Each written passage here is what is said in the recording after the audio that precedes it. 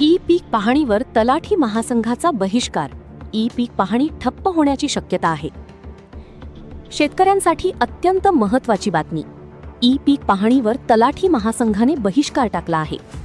आधीच ई पीक पाहणीला उशीर, त्यात आता तलाठ्यांच्या बहिष्कारामुळे ई पीक पाहणी ठप्प होण्याची शक्यता निर्माण झाली आहे. याचा थेट परिणाम शेतकऱ्यांवर होण्याची शक्यता आहे.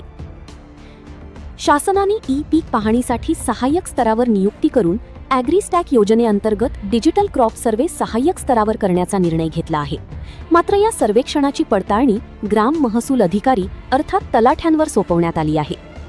मात्र संबंधित सहाय्यक हे ग्राम महसूल अधिकाऱ्यांच्या थेट प्रशासकीय नियंत्रणात किंवा शिस्तीच्या क्षेत्रात येत नसल्याने त्यांच्या कामातील त्रुटी किंवा विलंबासाठी ग्राम महसूल अधिकाऱ्यांना जबाबदार धरता येणार नाही, अशी भूमिका तलाठी महासंघाने घेतली आहे. याबाबत तलाठी महासंघाने जिल्हाधिकारी आयुष मित्तल आणि तहसीलदार कैलास चावडे यांना निवेदन देत ई पीक पाहणीवर बहिष्कार टाकला आहे. दरम्यान शासनाच्या धोरणामुळे यावर्षी ई पीक पाहणीला अगोदरच उशीर झाला आहे. त्यात आता बहिष्कारामुळे ही प्रक्रिया ठप्प होण्याची शक्यता आहे. विशेष म्हणजे शेतकऱ्यांची मूग, बाजरी आदी कमी दिवसांची पिके काढणीला आलेली आहेत. त्यामुळे ई पीक पाहणीला आणखी विलंब झाल्यास शेतकऱ्यांचे नुकसान होण्याची शक्यता व्यक्त केली जात आहे.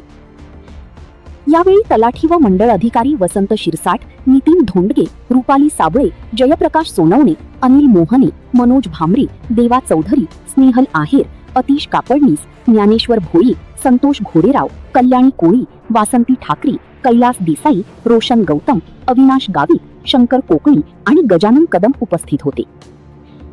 आता या प्रश्नावर शासन आणि प्रशासन काय भूमिका घेते आणि शेतकऱ्यांची ई पीक पाहणी वेळेत कशी पूर्ण होते याकडे सर्वांचे लक्ष लागले आहे.